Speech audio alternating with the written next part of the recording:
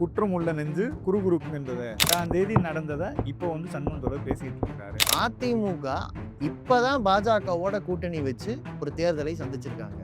மக்கள் அவங்கள நிராகரிச்சுட்டாங்க. பாஜகவை படுதோல்வியில தள்ளிட்டாங்க. அந்த கட்சியை ஆட்சிக்கு கொண்டு வருவதற்கு வெளியில இருந்து திமுக ஆதரவு, இந்த கூட்டணி கட்சிகள்லாம் ஆதரவு என்று ஒரு வாதம் முன்வைக்கப்பட்டதை நாங்கள் நிராகரித்தோம். அந்த சிபிஎம் வந்து தொடர்ந்து இதை சொல்லிக்கிட்டே இருக்கு. சிபிஎம்க்கு ஒரு உள்நோக்கம் இருக்கா? நாங்க அப்படி ஒண்ணு எடுக்கல. அது எடுத்தோம்னா என்ன தப்புன்னு கேட்கிறோம். என்ன தப்புன்னு கேட்கறதெல்லாம் பிரச்சனை இருக்கு. ஆட்சியில் பங்கெடுக்காமல் மக்கள் போராட்டங்களை வழிநடத்த போகிறோம்னு அர்த்தம். அந்த கட்சி மேல நீங்க பாயிறீங்கன்னா உங்களுக்கு நண்பர்களே வேண்டாம் என்று அர்த்தம். இல்லைன்னா வேற ஏதாவது முடிவெடுத்துட்டு முரசொலியுடைய மனதில் அல்லது அந்த கட்டுரை எழுதுகிறவருடைய மனதில் ஒரு குற்றம் இருக்கிறது. அவங்க நெஞ்சு குறுகுறுக்குது. தூய்மை பணியாளர்களுக்கு வேலை நிரந்தரம் வேண்டும் என்று தாவேக அரசாங்கத்தை நிர்பந்திக்கிறார். ஆணவ கொலைக்கு எதிராக சட்டத்தை நிறைவேற்ற வேண்டும் என்று ஒரு வரைவு சட்டத்தை வெளியிடுகிறார். இது ரெண்டு சமூக நீதி கோரிக்கை. முரசொலியில் இந்த ரெண்டு செய்திகளுக்கும் இடம் உண்டா? ஆளுங்கட்சியாக திமுக வருவதற்கு மக்கள் தீர்ப்பளிக்கவில்லை. அதை ஏத்துட்டு போகணும், அவ்வளவுதான். நீங்க குடியரசுத் தலைவர் ஆட்சி வந்துடக்கூடாது அப்படின்ட்டு சொல்லி அந்த கட்டுரையில அதனால நாங்க ஆதரவு தெரிவிச்சோம்னு தொடர் சண்முகம் சொல்லியிருக்காருன்னு சொல்லிட்டு அது அவருடைய அதீத கற்பனைன்னு சொல்லி முடிச்சிருக்காரு. கற்பனையெல்லாம் கிடையாது. குடியரசுத் தலைவர் ஆட்சி என்றால் ஆளுநர் ஆட்சி. ஆளுநர் நீங்கள் அதிகாரத்தில் இருந்த போதே உங்களை எவ்வளவு பாடுபடுத்தினாரு. இது என்ன கற்பனை இருக்கு? அப்ப நீங்க ஆளுநரை வச்சு பூச்சாண்டி காட்டினீங்களா? இல்ல, அவரு புடலங்கா வியாபாரின்னு நான் நினைக்கிறேன். அதனாலதான் அவரு புடலங்காயை பத்தி பேசியிருக்காரு. கொள்கை உறுதி என்றால் என்ன என்பது நம்ம மொத்த விவாதத்தை கவனிக்கிறவங்களுக்கு புரியும்.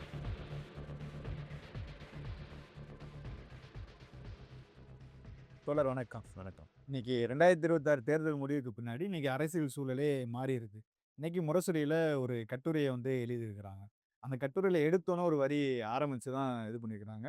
குற்றம் உள்ள நெஞ்சு குறுகுறுக்குன்றத 8ஆம் தேதி நடந்தத இப்போ வந்து சண்முகம் தொடர் பேசிட்டு இருக்கிறாரு அப்படின்ட்டு சொல்லிட்டு இருக்காங்க. அதுல பல குற்றச்சாட்டுகள முன்னாடி வச்சுட்டு இருக்காரு. குடியரசுத் தலைவர் ஆட்சி வந்துவிடும். தேர்தல் வந்துவிடும். இப்படின்ட்டு ஒரு உலக பொம்மாத்த வந்து அந்த வார்த்தையை பயன்படுத்தி இருக்கிறாங்க. அதை எப்படி நீங்க பார்க்குறீங்க? அதாவது முரசொலி திமுகவுடைய ஒரு அதிகாரப்பூர்வ பத்திரிகை. தீக்கதிர்ல வந்த கட்டுரைக்கு பதில் சொல்வதாக இருந்தால், தீக்கதிரில் வந்த கட்டுரையில் என்ன வாதம் வைக்கப்பட்டிருக்கோ அந்த வாதத்துக்கு பதில் சொல்லியிருக்கணும்.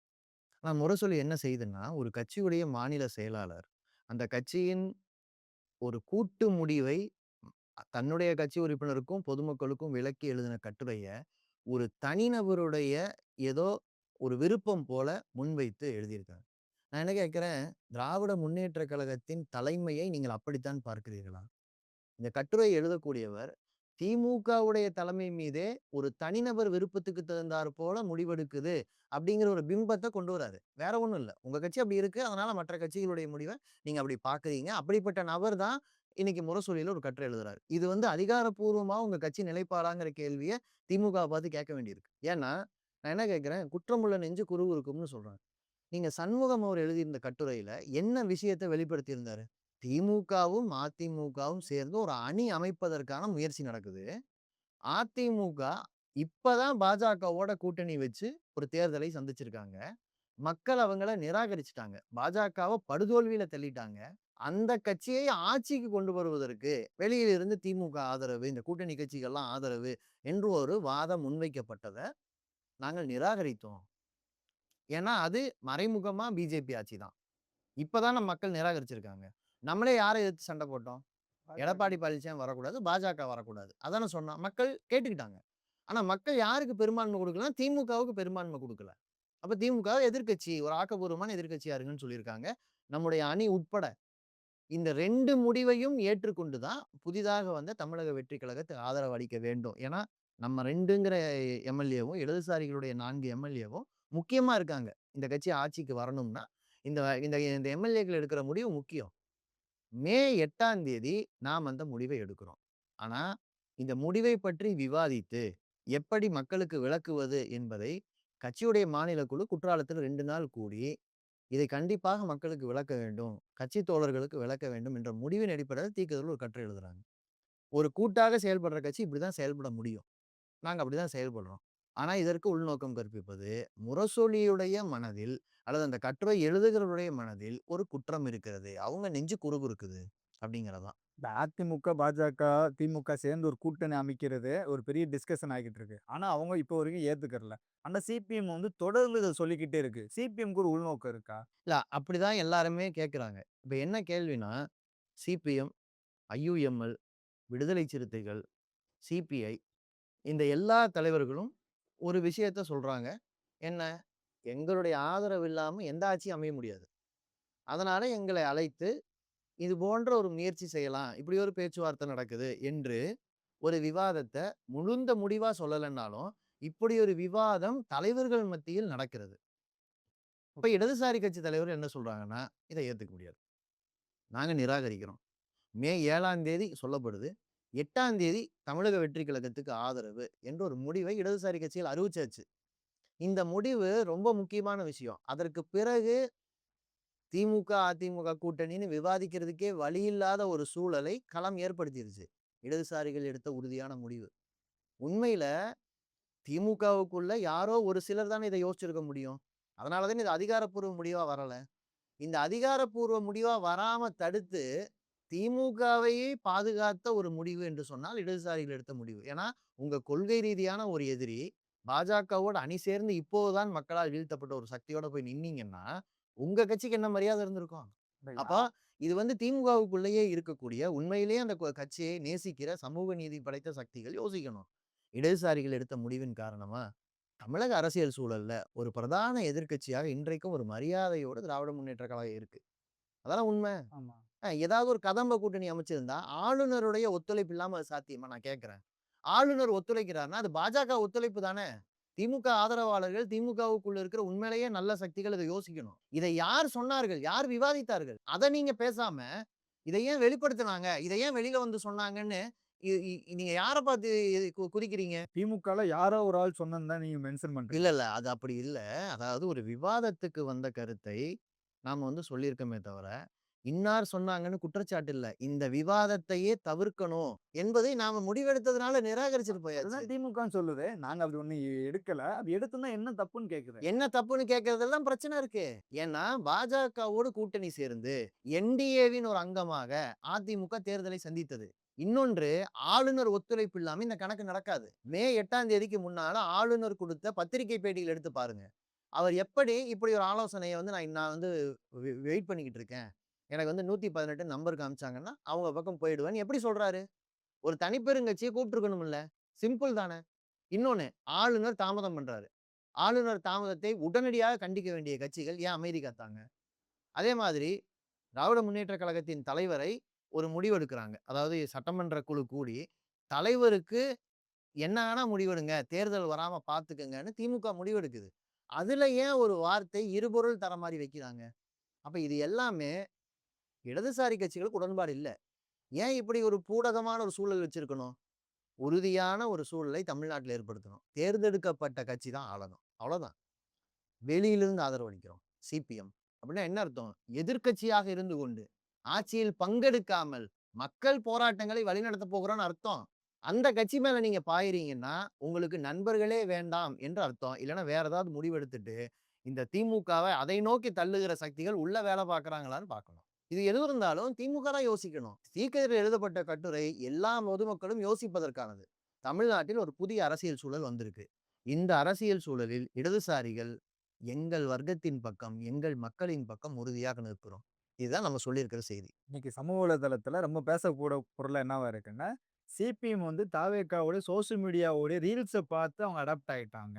ஆதரவு ம். தந்துட்டாங்க. அப்படின்ற ஒரு குற்றச்சாட்டு இருக்கு. நீங்க ஆதரவு கிடைத்த நீங்க கேட்டு வாங்கி ஆதரவு குடுத்திருக்கிறீங்கன்றது இதுல மென்ஷன் பண்ணியிருக்கிறாங்க. அத எப்படி நீங்க பார்க்குறீங்க? அதாவது அப்படி கடிதம் வாங்குறதுன்னா, எல்லா கட்சிகளுமே இப்ப இருக்கிற நிலைமைய பார்த்தீங்கன்னா, கட்சியிலிருந்து ஆளு பிச்சுக்கிட்டு போறத எல்லா கட்சியிலயும் பார்க்கிறோம். தமிழக வெற்றி கழகம் ஒரு புதிய கட்சியாக வந்திருக்கு. இடதுசாரிகள் அமைச்சரவையில் இடம் வேண்டும் என்று கேட்டால் கூட, வாங்கக்கூடிய இடத்துல தான் இருக்கோம். குடுக்க முடியிற இடத்துல தான் இருக்கோம். ஆனா, எங்களுடைய கொள்கை உறுதியின் காரணமாக நாங்கள் வாங்குவதில்லை என்று முடிவெடுத்திருக்கிறோம். இத கொச்சப்படுத்தணும்னு நினைக்கிறாங்க இந்த கட்டுரை எழுதினவர் அதான் யோசிக்கிறார். நான் என்ன கேட்கிறேன், நாங்கள் வெளியிலிருந்து யுபிஏ அரசாங்கத்துக்கு ஆதரவு அளித்தோமே, அப்ப நாங்க எத்தனை அமைச்சர் கேட்டிருந்தாலும் வாங்கியிருக்க முடியும்ல? நாங்க என்ன கேட்டோம்?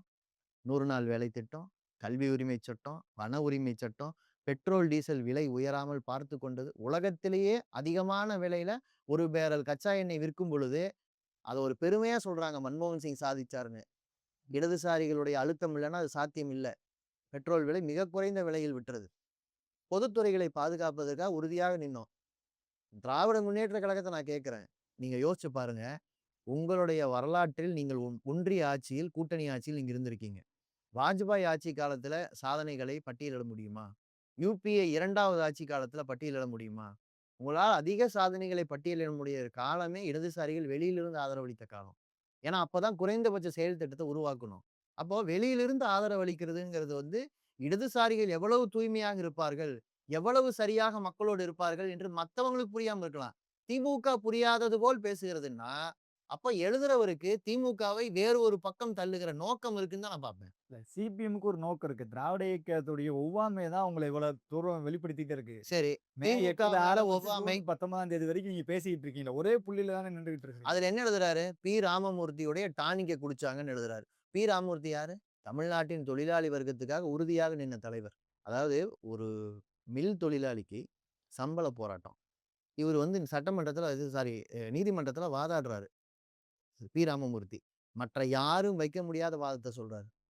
சிறைச்சாலையில் ஒரு சிறை கைதிக்கு உணவுக்கு எவ்வளவு செலவு பண்றாங்களோ, அத விட சம்பளம் குறைவுன்னு ஒரு பிரிட்டிஷ் ஆட்சி காலத்துல ஒரு பிரிட்டிஷ் முதலாளிக்கு எதிரா வாதாடுறாரு. நீதிமன்றத்தால மறுக்க முடியல. சம்பள உயர்வு குடுக்குறாங்க.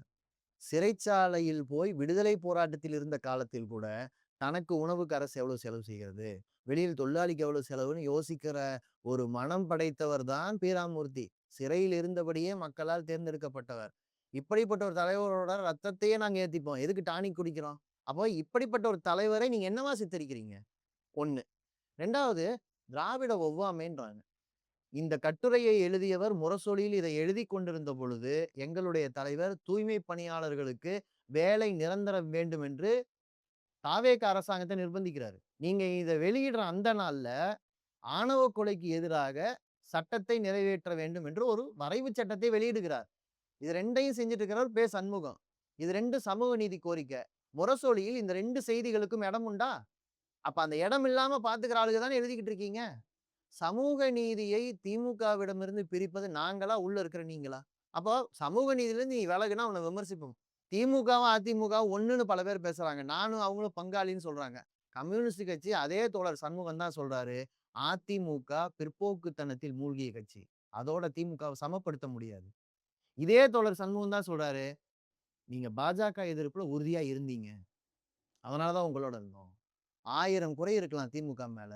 பாஜக எதிர்ப்புல அவர்கள் உறுதியோடு இருந்தார்கள். நாங்க தானே சொன்னோம். நாங்க சொல்றோம். இப்ப இந்த சக்திகள் என்ன முயற்சி பண்றாங்கன்னு நான் சொல்றேன். எப்படியாவது திமுகவ பாஜக பக்கம் தள்ளலான்னு முயற்சி பண்றோம். அப்பதான் திமுகவே அது முயற்சிக்குதா? ஆமா இத எழுதுறவங்களுடைய நோக்கம் என்ன? உள்ள 2 விதமான சக்திகள் இருக்காங்க. அதிமுகவுடைய கூட்டணி சேரலான்னு யோசிக்கிறவங்க இருக்காங்கன்னா, பாஜக ஒன்றிய ஆட்சியில இருக்கு. நம்மகிட்ட எம்பிக்கள் இருக்காங்க. எப்படியாவது கம்யூனிஸ்டுகள் இருந்து இவங்கள விலக்கிட்டோம்னா, ஏன்னா கம்யூனிஸ்டுகளும் எதிர்க்கட்சி, திமுகவும் எதிர்க்கட்சி. வெளியிலிருந்து ஆதரவு அளிக்கிறது எங்களுடைய நிலைப்பாடு. நீங்க எதிர்க்கட்சி.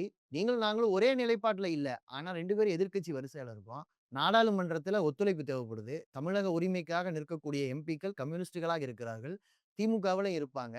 அப்போ இவங்க ஒண்ணா சேர்ந்துறக்கூடாது. அப்ப முரசொலியில் தனிநபருக்கு எதிரான வன்மமாக கக்குவது. அதுல எழுதியிருப்பாங்க. ஏதோ சண்முகம் தோழர் கக்கிட்டார்ன்னு ஒரு வார்த்தை எழுதியிருப்பாங்க. வன்மத்தை கக்குவது ஒரு உள்நோக்கத்தோடு முரசொலியில அந்த கட்டுரை எழுதினவருக்கு நோக்கம் என்னன்னா, திமுகவை வேறு ஒரு திசைக்கு அவர் தள்றாரு. அவருக்கு நண்பர்களே இல்லாத ஒரு சூழல உருவாக்கணும்னு பார்க்கிறாரு. வேற ஒண்ணும் இல்ல. அரசியல் வேறுபாடு இல்லாமலா இத்தன நாள் நம்ம ஒண்ணா இருந்தோம். சாம்சங்ல போராடிட்டு தான் உங்களோட ஒண்ணா இருந்தோம் நாங்க. சாம்சங் போராட்டத்துல நாங்க விட்டுக் குடுக்கல. வேலை நேர போராட்டம். உங்கள அனுமதிக்க முடியாதுன்னு சொன்னோம். நிறுத்துனோம். இது மாரி எத்தனையோ போராட்டம் சொல்ல முடியும் களத்துல. வேங்கை வயல்ல நாங்க களத்துல நின்னோம். திமுக ஆட்சி நடத்தும்போதே பல போராட்டங்கள் நடத்திட்டோம். ஆனா விட்டுக் குடுத்தோமா? அப்ப இவ்வளவு முரண்பாடு இருந்தாலும் நம்ம ஒண்ணா நிக்க முடியுது. இன்னைக்கு உண்மையில தமிழ்நாட்டு அரசியல் சூழல் மாறிடுச்சு. உண்மை என்ன?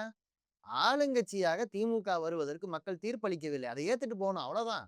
அதை ஏற்றுக்கொள்ள விடாமல் உள்ள சில சக்திகள் எப்படி திமுகவை தனிமைப்படுத்துவது? அத அவங்க அவங்க தான் பார்த்துக்கணும். அவங்க கட்சிக்குள்ள எப்படி அதேதான் அவங்க வைக்கக்கூடிய குற்றச்சாட்டு. 50 ஆண்டுகளுக்கு மேல இருதுருவ கட்சிகள் ஆட்சியில இருந்துச்சு. இன்னைக்கு அது வந்து பின்னோக்கி போயிருக்கு. அதோட நீட்சியாக, அதோட மகிழ்ச்சியாக தான் அந்த கட்டுரையோட வெளிப்பாடா இருக்கு அப்படின்னு சொல்லியிருக்காங்க. அதாவது அது ஃபேக்ட். திராவிட முன்னேற்றக் கழகம் என்னதான் கொள்கை அளவில் ஒரு சமூக நீதி பேசுகிற மதசார்பற்ற சக்தியாக இருந்தாலும், அது ஒரு பிராந்திய முதலாளித்துவ கட்சி. அதற்கு முதலாளித்துவ கொள்கைகளில் முரண்பாடு கிடையாது. இன்னைக்கு கூட அம்மோனியா ஃபேக்டரியில ஒரு பிரச்சனை நடக்குது. அதுல நம்ம தோழர் போய் என்ன சொல்றாரு? 18 வயதுக்கு கீழ இருக்கிறவங்கள வேலைக்கு வச்சிருக்காங்க.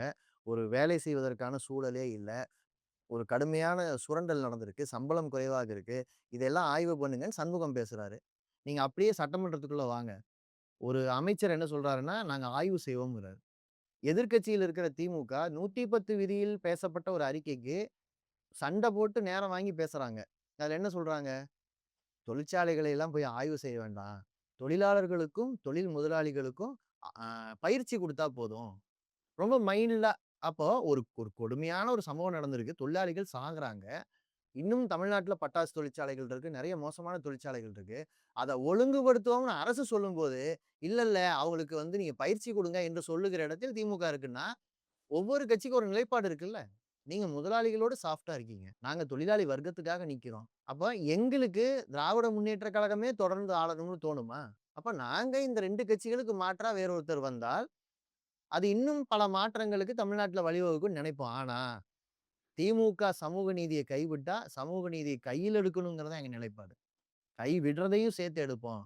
தலித் மக்களுக்காக போராடுவோம். பிற்படுத்தப்பட்ட மக்களுக்காக சேர்ந்து நின்னு போராடுவோம். இதானே நிலைப்பாடு. அப்ப நீங்க 50 வருஷமா வீழ்த்த முடியல. 50 வருஷமா உங்கள வீழ்த்தணும்னு நினைக்கிறது பாஜகவோ, ஆர்எஸ்எஸ்ஸாவோ இருக்கலாம்.